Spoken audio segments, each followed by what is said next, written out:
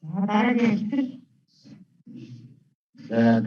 хэсэг бод 19-ийн эсрэг ахлаажуулалтын 1, 2, 3 дугаар тонгийн талаар иргэдийн мэдлэг хандлага бас нууцын онцлог судалсан судалгааны дөнгөөр анаахын хааны үндэсний сургуулийн нийгмийн мэндийн сургуулийн эрүүл мэндийн нийгмийн ажил нийгмийн хааны тэмдгийн бас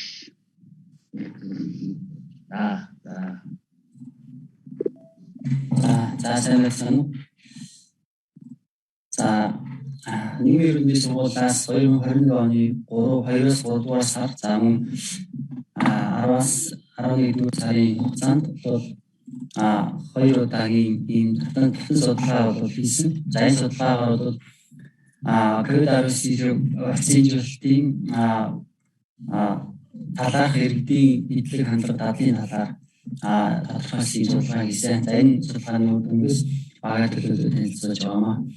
За COVID-19 халдварын эсрэг вакцинжуулалт бол өрнснөөс хойш өнөр байдлаар нийтээ Монгол улсаар 2-р тоонд нийтээр 66 гаруй хувь. За харин 1-р тоонд бол 25% хамрагдсан байна. Энэхүү вакцинжуулалтын хамрагдлалд бол нийт иргэдийн вакцины талаарх ойлголт хандлага бол их нөлөөтэй байдаг учраас энэхүү судалгаа бас тодорхой хэмжээнд чухал ачаал бүтэлтэй болж байна. За судалгааны зорилгын хувьд бол вакцинжуулалтын сэргээх 3-р тонгийн талаарх иргэдийн мэдлэг хандлага за мөн вакцинжуулалтын вакцинжуулалтын талаарх иргэдийн мэдлэгийг вакцинжуулалтын эхэлсний үед болон 6 цагийн дараа харьцуулж анхаарах бол зорьсон. Энэхүү судалгаа нийтдээ 21 аймаг Улаанбаатар хотын санамсргүй дүүрээ аргаар нийтдээ 5 аймаг 6 дүүрийг сонгож судалгаа хамруулсан. За дүүрийн хувьд бол нийтдээ 2 судалгаа нийлээд 2040 иргэнийг хамруулахаар зорьсон байна. За судалгааны хэмжээ мэдээллийг авч үзэх юм бол нийтдээ судалгаанд оролцогчдын мэдээллийн залуучууд хамрагдсан байсан. За мөн бүрэн дунд боловсролоос дээш боловсролтой хүмүүсүүд бэлтгэл хамрагдсан. За мөн хүйсийн хувьд бол эмэгтэйчүүд хамгаалсан байсан. За COVID-19 талаарх вакцины талаарх мэдээллийг авч байгаас сувгийн хувьд бол ихэнхдээ эрүүл мэндийн яам болон засгийн газрын аль биесийн мэдээллийг телевиз нийгмийн сүнчээр дамжуулж авах нь бол хоёр судалгаанд аль алин өндөр хүртэй байсан. За мэдээллийн хэрэгцээ бол 2-3 сарын үед бол их өндөр байсан. Харин 10-11 сарын үед бол мэдээллийн хэрэгцээ харьцангуй жоохон буурсан. Харин бол анхаарал хандуулах байдал багассан ийм үр дүн ажиглагдсан. За COVID-19 вакцины талаарх иргэдийн мэдлэгийн хувьд бол мөн адилхан өмнөх 2-3 дугаар саруудаас 10-11 сарын үед бол тодорхой хэмжээний пунктээр бол буурсан ийм үр дүн бол харагдж байгаа. За COVID-19 вакцины талаарх мэдээлэл ямар мэдээлэл хэрэгцээтэй байгааг таньж үзэхэд бол нийтлэг вакцины чанар аюулгүй байдаг. За тэгээд цааш нөлөө хожим яг ямар үр дагавар гарах вэ гэдэг талын мэдээллийг бол хэрэг сонирхож ирсэн. ISAR 1-3 тонгийн хийж хэлснээс хойш бол нэг онцлог нэмэгдсэн зүйл бол ер нь ахлаа ихэнх тогтоод ирнэ гэдэг хүмүүс сонирхох байдал нь бол нэлээд нэмэгдсэн байна. За вакцины ач холбогдлын талаар насны хандлагыг насны бүлгээр нь авч үзэх юм бол нас ахих тусам вакцины болоод чухал гэдэг энэ хандлага бол нэмэгдсэн өөрөлдөд насны бүлэгтэй шууд хамааралтай байгаа нь ажиглагдсан. За вакцины их хандлагыг бол үргэлж вакцины бол ач холбогдолтой гэж үздэг ийм хүмүүсийн хувьд бол вакцины хийх нь өндөр хүртэй байна. Вакцины талаарх хандлагыг хүйсийн хувьд авч үзэхэд бол төдийлөн ялгаа бол байхгүй. Харин сүүлд 10-11 сарын судалгааны үр дүнээр бол хандлага бол илүү эерэг болсон ийм зураг ажиглагдсан. За боловсролын хувьд мөн өмнө бол боловсролын төвшин өсөх тусам вакцины талаарх хандлагын эерэг хандлага нэмэгдсэн ийм үр дүн гарч ирсэн. Сүүлийн судалгааны үед энэ ажиглагдав.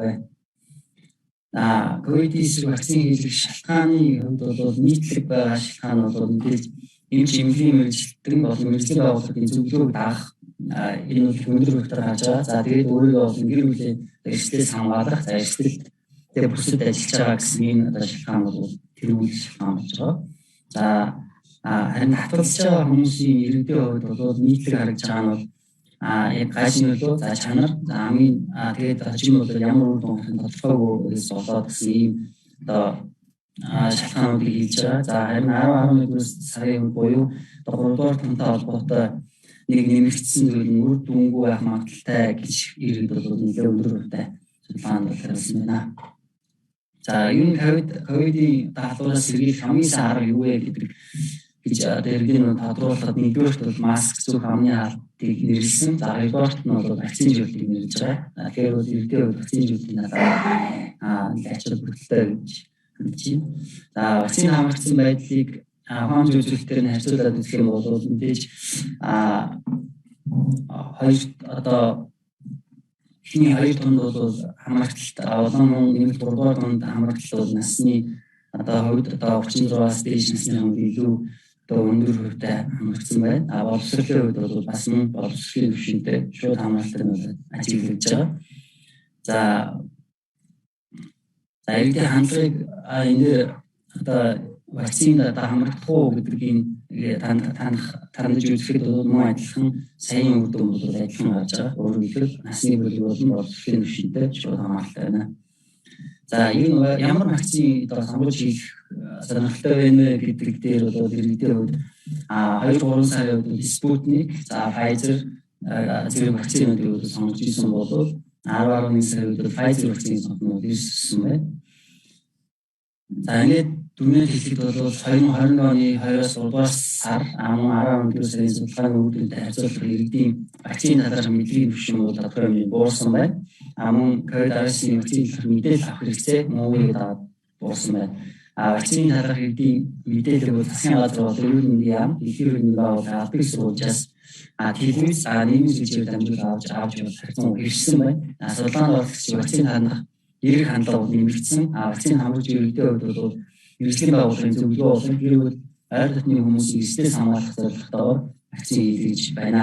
За татгалзаж үнсэн шалтгаан бол вакцины чанар хажимлоо хажмын ямар үр дагавар гарах нь тодорхойгүй гэдэг эдгээр шалтгаануудыг хийж байна. За энэ иргэд бол вакцины 3 дугаар тунд хамгаалалт бол нас боловсролын түвшинтэй бол хамааралтай байна. Иргэдийн вакцины сонголт бол 10 хүнд 7 нь Pfizer вакциныг хийх илүү төсөж байна. За ингээд анхаарал хандуулсан таавд баярлалаа. Ведлодана COVID-19 эрхийг даяараа өртөөд Монгол улсад нэгэн өдрөд энэ эсрэг одоо манай Монголын ард иргэд вакцины гэдэг юмны ач холбогдлын талаар нэгэн мэдлэгтэй хандлагатай болохын асуудлыг судалж бидний мэдээлсэн агаарт нь хэрэгтэй байлаа.